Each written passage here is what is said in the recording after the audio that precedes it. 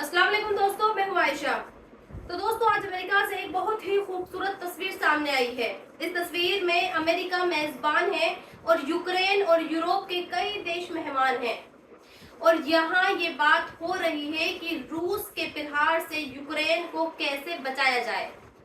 America लगातार ये कोशिश कर रहा है कि यूक्रेन और रूस के बीच जारी युद्ध रुक जाए, और नाटो के देश भी इसी कोशिश में लगे हैं कि कैसे वो रूस को इस बात पर राजी कर ले कि वो यूक्रेन पर हमला ना करे और यूक्रेन के साथ सीज फायर कर ले। साथ ही इस बैठक में नाटो के जितने देश शामिल हुए हैं उन देशों ने यूक्रेन को सुरक्षा की गारंटी दी और ये कहा कि वो हमेशा यूक्रेन के साथ हैं और फ्यूचर में भी उनके साथ ही रहेंगे। इसके अलावा अमेरिका ने भी यूक्रेन को अपना समर्थन, अपना सपोर्ट देने की बात कही।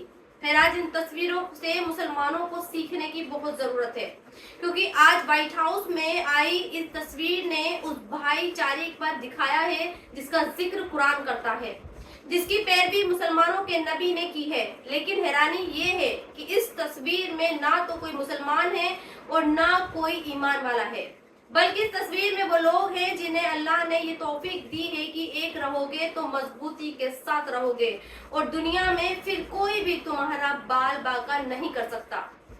आज मैं मुसलमानों को कुरान के हवाले से कुछ बताना चाहती हूँ, और शायद तभी मुसलमान और मुस्लिम देश ये समझ पाएंगे कि आज जो कुछ अमेरिका और यूरोप के देश कर रहे हैं, असल में वो काम मुसलमान और मुस्लिम देशों को करना चाहिए था। अल्लाह ने कुरान में सूरत हुजरात में ये फरमाया है कि मोमिन तो आपस में भाई भाई हैं और मोमिन का काम अपने भाइयों के बीच सुलह करवाने का होता है।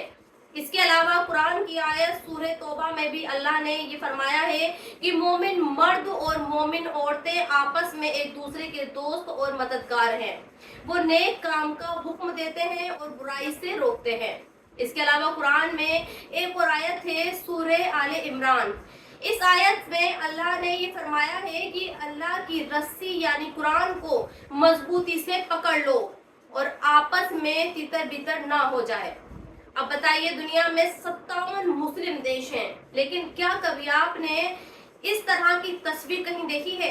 क्या कभी आपने ऐसा देखा है कि मुस्लिम देश कहीं मिले हों और किसी मुसीबत में पड़े दूसरे मुस्लिम मुल्क के बारे में इस तरह से सोच रहे हों, मशवरा कर रहे हों?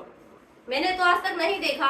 यहाँ तक कि आज गाजा में क्या हालात हैं, लेकिन 57 मुल्कों में से 10 मुल्क भी इस तरह से बैठे और नहीं और कहा और वो गाजा की मदद करेंगे और इजराइल पर ये दबाव बनाएंगे कि वो गाजा के खिलाफ युद्ध को बंद कर दे। जबकि डोनाल्ड ट्रंप और यूरोप के बहुत सारे देश लगातार ये कोशिश कर रहे हैं कि किसी तरह से रूस और यूक्रेन के बीच युद्ध को खत्म करवाया जाए। और एक बात और मैं आपको बता दूं, रूस जैसे देश का सामना जो आज तक यूक्रेन जैसा छोटा देश कर रहा है, वो इसलिए कर रहा है क्योंकि यूक्रेन को पिछले करीब 4 साल से यूरोप और अमेरिका का साथ मिल रहा है। इसलिए मैं यहाँ ये कह रही हूँ कि आज की ये तस्वीर मुसलमानों के लिए इब्रत हासिल करने की बहुत अच्छी तस्वीर है। फिर आगे बढ़ते हैं और अब बात करते हैं अपने देश में रहने वाले मुसलमानों की। आज मैं आपको मुसलमानों से जुड़ी 2 खबरें बताती हूँ। दरअसल ये दोनों खबरें राजस्थान से ही हैं। पहली खबर हवा महल से है, जहां पर बीजेपी के विधायक बाल मुकुंद आचार्य ने एक मुस्लिम दाढ़ी वाले एक शख्स से वंदे मातरम का नारा लगवाया और इस दाढ़ी वाले ने वंदे मातरम का नारा नहीं लगाया। दूसरी खबर भी राजस्थान के टोंक जिले से है, जहां भी ऐसा कुछ हुआ। एक डॉक्टर ने अपनी हिजाब वाली स्टूडेंट से ये कहा कि उसे मरीजों के बीच हिजाब उतार कर आना चाहिए। इस डॉक्टर का तर्क ये था कि मरीज को ये हक है कि जो डॉक्टर या फिर नर्स उसको इंजेक्शन लगा रहा है वो उसका चेहरा देखे। इस पर जो मुस्लिम स्टूडेंट थी उसने हिजाब उतारने से मना कर दिया और ये कहा कि हिजाब उसका रिलीजियस बिलीफ है। फिर आज मैं आपको इन दोनों खबरों पर कुरान क्या कहता है वो भी बताऊंगी, और उसी के बाद आप ये तय करना कि सही कौन है और गलत कौन है। वंदे मातरम में वंदे का मतलब है प्रार्थना करना और फिर प्रणाम करना। उर्दू में आप इसे सलाम करना भी कह सकते हो, जबकि मातरम का मतलब माँ से होता है, और जब ये दोनों शब्द मिलते हैं तो उसका मीनिंग माँ को सलाम करने से होता है। कुरान की दो बहुत ही वेल नोन सूरतें हैं, सूरह फातिहा और सूरह इमरान। इन दोनों ही सूरतों में ये कहा गया है कि अल्लाह के सिवा कोई इबादत के लायक नहीं है, अल्लाह के साथ किसी को शरीक नहीं किया जा सकता। चूंकि इस पर बहुत बहस होती रही है, लिहाजा हमारे देश में बहुत सारे उलेमा ऐसे हैं जो ये कहते हैं कि वंदे मातरम को अगर मुल्क से मोहब्बत या फिर सम्मान के लिए बोला जाए तो उसमें कोई गलत नहीं है, क्योंकि वंदे मातरम में जिस माँ को सलाम करने की बात कही जाती है उस माँ का ताल्लुक भारत से है, मुल्क से है। लिहाजा अगर मुल्क की मोहब्बत में वंदे मातरम बोला जाए तो उसमें कोई हर्ज नहीं होना चाहिए। और मुझे ऐसा लगता है कि बीजेपी विधायक बाल मुकुंद मुस्लिम शख्स से वंदे मातरम सिर्फ इसलिए ही बुलवाना चाहता है ताकि वो इस मुस्लिम शख्स की देशभक्ति देख सके। लिहाजा मुझे ऐसा लगता है कि ऐसे मौकों पर जब आपको अपने देश के लिए वंदे मातरम कहने की जरूरत पड़ रही है तो कह देना चाहिए। दूसरी बात उस डॉक्टर की जो एक मुस्लिम स्टूडेंट को हिजाब हटाकर चेहरा दिखाने के लिए कह रही थी। कुरान में 24वें पारे की 30वीं आयत है, सूरह अन-नूर। इस आयत में मर्द और औरत दोनों का जिक्र किया गया है और ये कहा गया है कि मर्द और औरत दोनों को निगाह नीची रखनी चाहिए और अपनी शर्मगाहों की हिफाजत करनी चाहिए। और औरतों के लिए ये भी कहा गया है कि औरतों को अपनी जीनत यानी सिंगार को जाहिर नहीं करना चाहिए और अपने सीने पर दुपट्टा डालना चाहिए। क्योंकि राजस्थान के जिस अस्पताल में डॉक्टर ने मुस्लिम स्टूडेंट से हिजाब को हटाकर चेहरा दिखाने के लिए कहा, वो अस्पताल जनाजा अस्पताल था। लिहाजा मुझे ऐसा लगता है कि डॉक्टर हिजाब के बारे में कुछ गलत नहीं है। और वैसे भी मैंने ये देखा है कि हमारे यहाँ जब कोई शादी होती है तो उस शादी में कोई भी औरत, कोई भी लड़की ना तो हिजाब में दिखती है और ना ही बुर्के में नजर आती है।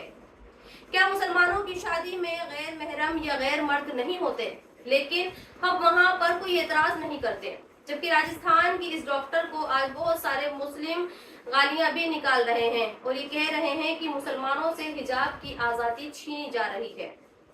ये खबर बिहार से है। ये वीडियो बिहार की एक लोकल सियासी पार्टी के लीडर प्रशांत किशोर का है। शायद आपने इस लीडर का नाम सुना हो और शायद नहीं भी। खैर, यहाँ पर मैं आपको प्रशांत किशोर का बायोडेटा बताने नहीं आई हूँ, बल्कि वो खबर बताने आई हूँ जो प्रशांत किशोर ने कल एक प्रोग्राम में मुसलमानों से कही। दरअसल प्रशांत किशोर ने मुसलमानों को संबोधित करते हुए कहा कि ए मुसलमानों, मुझसे लिख कर ले लो, 10 साल बाद मैं तुमसे फिर मिलूंगा। तुम कहोगे मोदी तो तब भी बर्दाश्त करने लायक था, लेकिन ये योगी तो बहुत ही खतरनाक है। और प्रशांत किशोर ये कहते हैं कि संघ यानी आरएसएस हिंदुत्व वाले विचारों को बढ़ावा दे रहा है।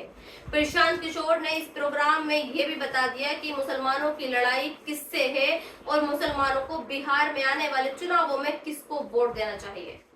सोचिए, आज मुसलमानों को ऐसे ही डराया जाता है और डराने का ये सिलसिला पिछले 78 सालों से चला आ रहा है। 70 सालों तक कांग्रेस ने मुसलमानों को डराया और अब ये छूट भैया नेता के मुसलमानों को डरा रहे हैं, क्योंकि ये जानते हैं कि मुसलमान एक डरी हुई कौम है और बस बीजेपी और दूसरे हिंदूवादी संगठनों को का डर दिखाओ, वो तुम्हारे पीछे दौड़े चले आएंगे। सोचिए, ये छुट भैया नेता उन मुसलमानों को डराते हैं जिनका यकीन और जिनका अकीदा ये है कि इस दुनिया में एक पेड़ का पत्ता भी बिना अल्लाह की मर्जी के हिल नहीं सकता। उन मुसलमानों को योगी से डराया जा रहा है और ये मुसलमान डर भी रहे हैं। पहले ये मुसलमान मोदी से डरे और अब जबकि मोदी के रिटायरमेंट होने का वक्त आ गया है तो अब इन्हें योगी से डराया जा रहा है। खैर, मैं इस पर कोई कमेंट नहीं करूंगी, बस इतना ही कहूंगी कि ये मुसलमानों डरना छोड़ दो और फिलिस्तीन को देखो। फिलिस्तीन में तो सारे मुसलमान ही रहते हैं, फिर भी उनके पड़ोसी इजराइल ने उन्हें बर्बाद कर दिया। कहने का मतलब ये है कि अगर मुसलमानों को अल्लाह बर्बाद करना चाहता है तो फिर उसे योगी और मोदी की जरूरत नहीं पड़ेगी।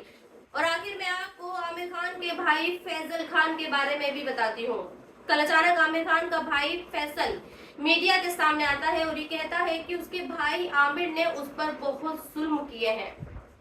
फैसल ने ये भी कह रहे हैं कि आमिर उनको घर में कैद करके रखा करते थे, आमिर की वजह से ही वो मानसिक बीमार हुए। आमिर ने उनके करियर को बर्बाद कर दिया, आमिर ने उनकी शादी तोड़वाई। ऐसे बहुत सारे आरोप हैं जो आज फैसल खान ने आमिर खान पर लगा रहे हैं। लेकिन सवाल जो आरोप फैसल आमिर पर लगा रहे हैं वो 22 साल पुराने हैं, और अब इन आरोपों को लगाने का क्या मतलब है, इस पर आप अपनी राय जरूर दें। शुक्रिया।